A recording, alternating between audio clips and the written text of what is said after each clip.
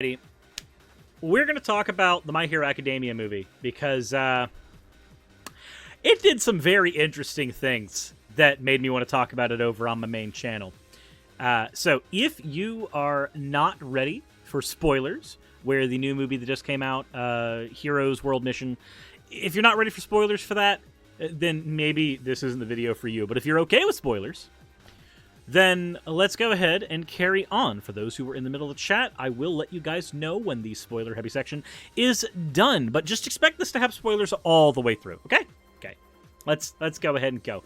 But before that, as usual, we have the fan art section. And of course, we have the picture that initiated me having the side boobs added to the witch model from Glovenex. So thank you very much for that, Glovenex. Not only have they inspired that particular design, but they have now been one of my commissioned people, so yay! As always, if you want your fan art to be shown in a future video, drop it into the fan art section of the Discord server. With that all said, let's go ahead and roll the intro. Alrighty. So, for those who are not, why did the music that always causes me to get hit with the copyright shit happened at that exact moment? Of course. Anyway, for those who are not aware of My Hero Academia, let's go ahead and lay out what it is. Imagine a cross between Dragon Ball Z and literally any high school show ever. If you really want to grab something, then like toss Harry Potter in there. But it is a very, very wonderful show, and I'm not going to take anybody interrupting to be like, that's not what it is. Shut the fuck up. I don't care. I don't.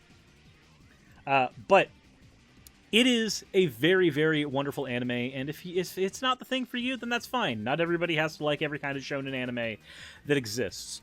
But whereas in something like Dragon Ball Z, powers are given to people because they train for them, in My Hero Academia, it works a little bit differently. Powers are hereditary. They are gained through Mendelian inheritance. For those who don't know, these are the patterns of inheritance that are characteristic of any organism that reproduces sexually. It's where you have two sets of genes, and you inherit part from one parent and part from another parent, and then they come down. The powers in My Hero Academia are called quirks. So if somebody who is quirkless and somebody who has, let's say, the power over fire, they breed together, you will then get offspring that has a chance of still being able to produce fire like one of their parents because, well, they're recessive genes, for lack of a better term. If you have two parents who have quirks, though, their quirks can fuse together to create a new quirk or a combination of quirks. There is, of course, one of the main characters who has this is Todoroki. He has power over ice and fire because his dad was effectively a eugenicist and sought somebody with an ice quirk to breed with so that he could make the perfect fire and ice baby because his weakness was overheating. And he wanted his son to be perfect. So yeah, Endeavor's a bit of a thing. But, of course, he gets better over time. We're not here to talk about what kind of a shitty father Endeavor is. That's a conversation for another day. Instead, I want to talk about the movie. And I needed to bring up how quirks work, because we need to talk about this Pokemon villain-looking motherfucker. Now, who in the hell is this guy? This is the villain of the movie. He rules over what is called the Humorize organization. Okay? Now, this guy here, whose name I honestly can't remember because, well, it's Fleckturn. I wanted to make the joke, I can't even remember his name, but no, it's Fleckturn. They do say it plenty of times in the movie. But he is effectively a eugenicist. But he's not a eugenicist in the way that someone like Endeavor was a eugenicist, where they wanted to, create the perfect quirk hybrid. This man thinks that quirks are a disease, and anybody who is born with a quirk is diseased on some level, and the only purebred human beings are those who do not have quirks. Now, I'm gonna give you a bit of a comparison here. just so you guys know about where this conversation is headed. Now, bear in mind, I loved this movie, but I'm going to read the plot synopsis for the movie real quick, and then we will do a couple of comparisons. You'll see what we're doing. So, the plot synopsis is that there's a cult known as Humorize who worship the Quirk Doomsday Theory. Because they're a cult, we may even do a bite model comparison on another video if you guys want me to. I don't do a whole lot of philosophy and fiction anymore, but, I mean, if you guys want me to, I'll gladly do so. But they believe that quirks will eventually become so powerful that they'll bring about the extinction of humanity. Remember how I said that sometimes quirks fuse? They believe that eventually so many quirks will combine together that you will get a genetic mess. As a result, they plant bombs all over the world filled with what's called trigger gas, which can kill a quirk user by driving their genetic quirk out of control. Think if somebody has a quirk that lets them grow wings, it will grow wings to the point where their bones can no longer support and they will be crushed under the weight of them. Let's say somebody has the ability to turn into a reptile as their quirk, then this will cause that to go nuts and they will literally devolve down and then die because they don't have the respiratory system to support themselves anymore. It's kind of messed up the ways in which people die to this gas. Their leader, Flecked Turn, plans to use these bombs to save humanity by killing everyone who has a quirk. Now, we're going to get into some of the problems with that here in a minute. After Humorize denotes its first trigger bomb, the World Hero Association dispatches pro-heroes and the UA Hero Corps students to Humorize's targets in hopes of disarming the remaining bombs. Why are students being sent this way? Well, if you've kept up with the show at all, there's a point in time where the villains start to get so ruthless and society starts to get so unstable that they have to start recruiting students to help keep the peace because they just don't have enough heroes. And not all heroes can even be trusted anymore at a certain point. So that's why we're throwing students into this. Izuku Midoriya, Deku, Katsuki Bakugo, and Shoto Todoroki are among those who are sent to the country of Otheon, which is the supposed main headquarters of the villain. None of the heroes find any trace of Humorize, and they are then put on standby, and this is how our story begins. Now, I don't want to get into all the specifics that happen in the movie. You have to go watch the movie for yourself for that, but I do want to talk about Sect here. Or Flecked. I don't know why I said sect. Probably because cults. But Flecked Turn here. The Quirk Doomsday Theory that he uses to build his entire cult around resembles something that you probably have already heard about if you're familiar with my channel, but let's go ahead and we're going to say two sentences back to back, and you're going to see what they are. Is this going on main? This is going on main because we're about to talk politics. The Quirk Doomsday Theory is a quirkless nationalist conspiracy theory which states that, with the complicity of society and quirk-holding elites, all non-quirk users will eventually be bred out of existence. Moreover, that in so doing, civilization will fall due to the uncontrollability of the genetic quirks gaining power over time. That is the Quirk Doomsday Theory in a nutshell. Now, let's go ahead. Hirosakura got it in one. The Great Replacement Theory is a white nationalist conspiracy theory which states that with the complicity of society and ethnic elites, all white people will be bred out of existence. Moreover, that in so doing, civilization will fall due to the uncivilized nature, see the genes, of the non-white population not sharing what we call and consider Western values. So you can see that I found this villain real fucking interesting. Like, insanely interesting. Because this is an in-universe cult that uses a variation of the Great Replacement Theory as their ethos.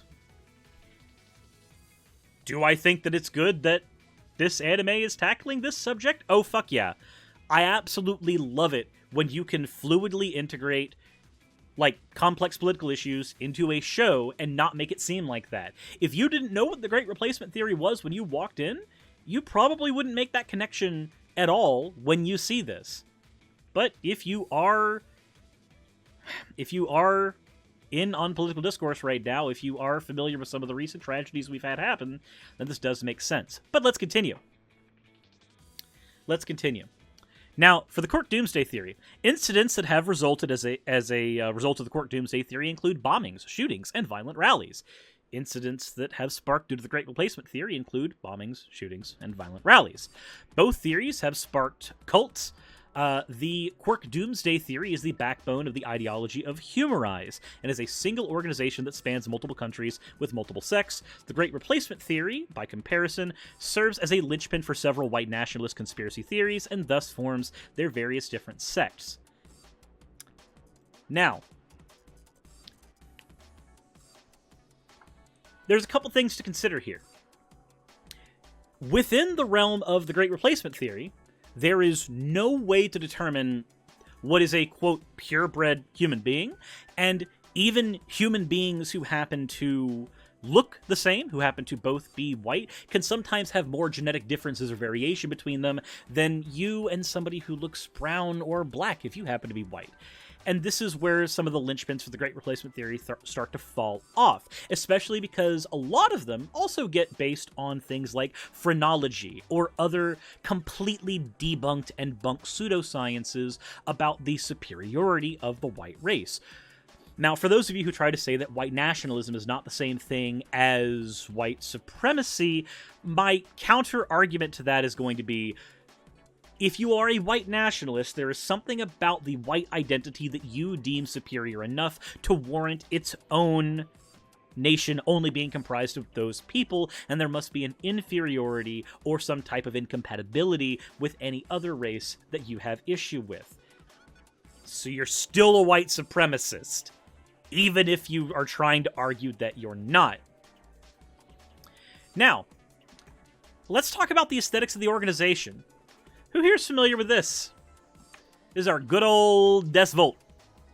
Now, this is, of course, a giant fucking meme. This is a giant goddamn meme. But, like with a lot of memes, this has certainly been taken as an unironic rallying point for certain white supremacists. Again, this does not mean that everybody that uses the Des Volt theme is a white supremacist. No, not in the slightest. But it is funny that the uniforms that are used by the entire Humorize organization are basically Des Volt costumes. And, I mean, they're Crusader costumes, really. Like, the allegories are just about one-to-one, and it's wonderful. I am super into this. Also, thank you very much, Kira Sakura, for redeeming your points for what would be an oh whoa, but because the nuke was launched. Ooh woo. So, I tried to get a better picture of this, but the movie just came out, and we don't have screen caps from, like, Funimation and stuff yet, so you got this now. So, we have our fun little comparisons here. Again, I swear this guy looks like a Pokemon villain. This guy looks like he got his dress robe from Gestus, from Black and White. I swear to fart. But, anywho. So we have this giant cult that I would like to put the bite model against for fun at some point. And do remember, this whole video is for fun. This is not an anime exposed type video where I legitimately think that there's some gigantic problem going on in the anime industry because of this.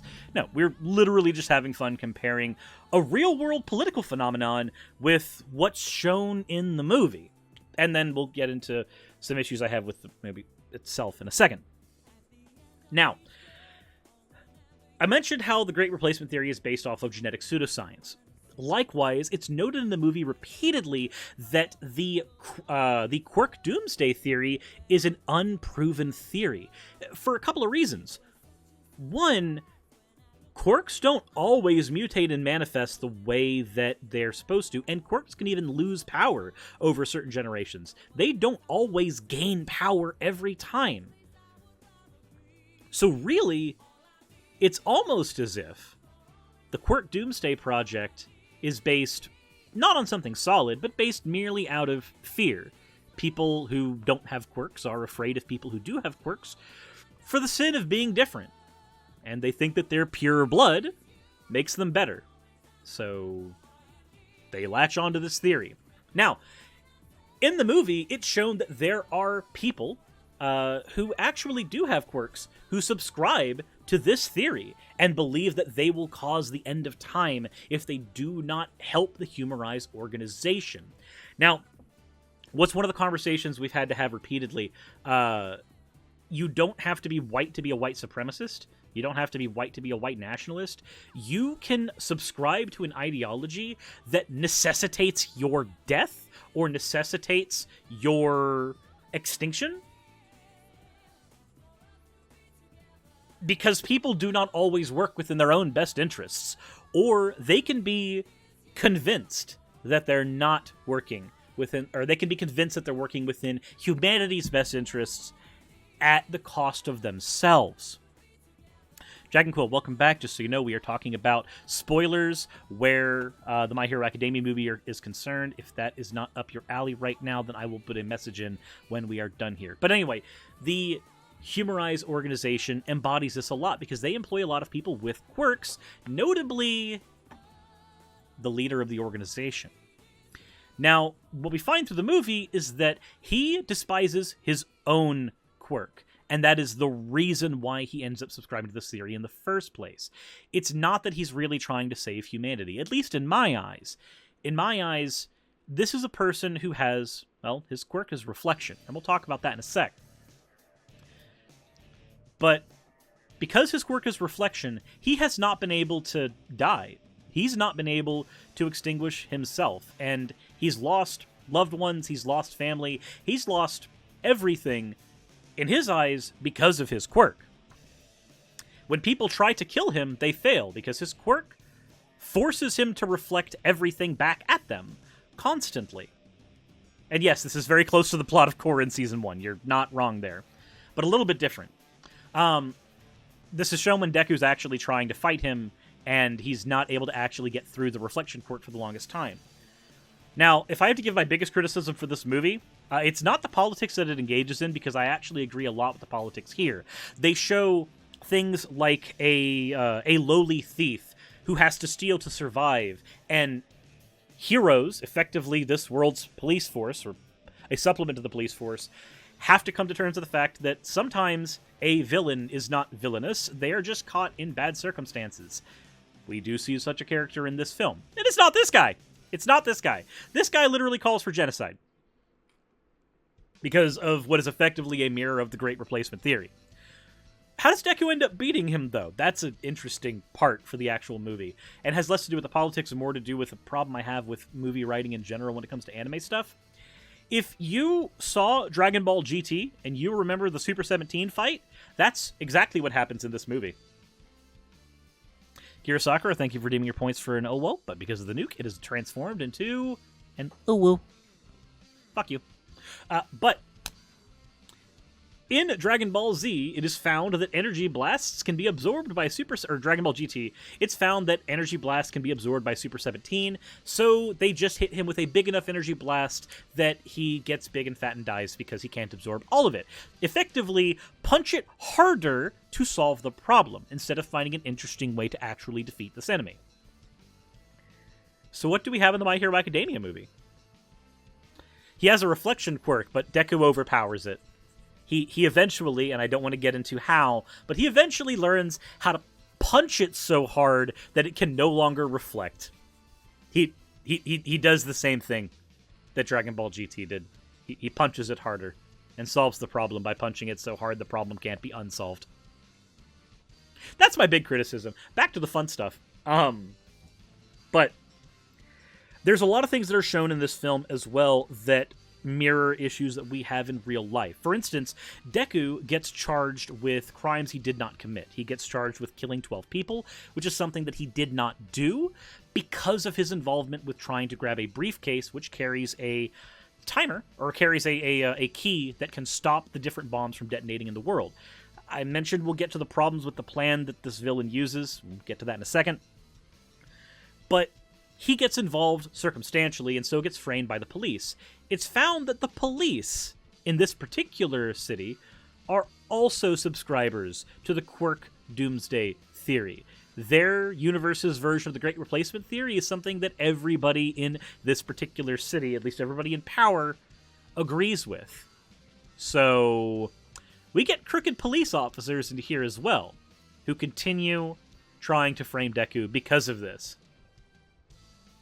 Now, that's not the biggest issue, because that's something that we see just in real life anyway. We see people who say that, oh, the police are a force for good, specifically, and then we get statistics about what happens to African Americans where the police are concerned, where they go, well, no, we're not profiling people, just like, no, we don't hate heroes, but somehow, magically, we end up having higher sentences for them, awkwardly. The parallels aren't exactly one-to-one here, the same way they are for the Great Replacement, but they are there in the movie nonetheless, and I am happy to see them there, because it causes there to be interesting power dynamics with the various characters in the movie. In most of the show, the heroes usually have full jurisdiction to do what they do, because they're in their home country, and they have licenses that allow them to work with the police to do what they want to do. In the movie, they're outside of their jurisdiction. They don't have the same abilities that they normally have, so they have to try to find ways to work around it. And I enjoy watching them all on the back foot. Not in the villainous way, but from a person who likes watching good drama. I like seeing people on the back foot having to reason their way around circumstances like this. But let's talk about the way that the plan actually works here for our good, again, Pokemon villain-esque mans. His plan involves placing bombs in 25 different countries, and the bombs have the blast an unknown blast radius, but as far as we know, about the blast radius of a city. His goal is to gather all of the quirked superheroes into the various cities so that they will have to contend with the bombs, and then of course the bombs will go off, killing all the superheroes. Problem: not everybody in My Hero Academia who has a quirk is a superhero. Second problem: there's more than 25 cities in the world, even within the realm of My Hero Academia. Yes, in the movie they find multiple bombs per city, more than they originally intended to find. But again, there is simply not the level of coverage required to actually enact one of these plans. And so, we get to the next comparison to the Great Replacement theory, the intangibility of doing shit about it. Quite frankly, people who subscribe to the Great Replacement theory are afraid of being fucked out of existence. And by fucked, I mean literal coitus. I mean actual intercourse, causing less and less white versions of themselves to die out through the generations. Likewise, that is the exact same thing that the Humorize Institute is scared of happening. They're scared of people with quirks having enough sex with them that eventually there are so few people who don't have quirks. They're scared of there not being people with quirks anymore. The Doomsday Project says that they're scared of quirks becoming so powerful that the world is destroyed. But in reality, it's the same thing as the Great Replacement theory. You're not worried about saving Western civilization, you're worried about being fucked out of existence. It is an incel mindset. You are scared of sex. That is effectively what it is. Rand the Fool, thank you for redeeming your points for what would be an Owo, but the nuke is here, so... Owo.